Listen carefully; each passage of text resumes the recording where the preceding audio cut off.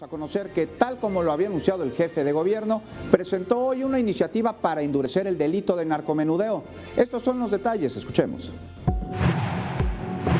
El jefe de gobierno de la Ciudad de México, Miguel Ángel Mancera, firmó y envió a la Asamblea Legislativa una iniciativa de iniciativas en la cual se propone reformar adiciones en diversas disposiciones de la Ley General de Salud y la Ley Nacional de Ejecución Penal en materia de narcomenudeo.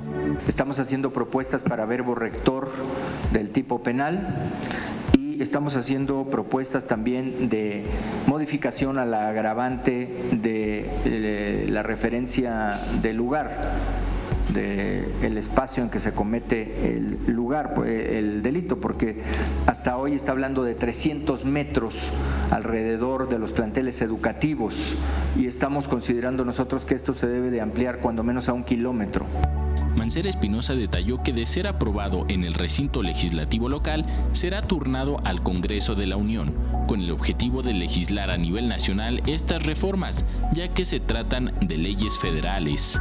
Que no se conceda ningún beneficio de los que hoy sí se están planteando en preliberaciones prácticamente inmediatas. Entonces es una línea de endurecimiento contra quienes practiquen el narcomenudeo en las inmediaciones de los planteles educativos.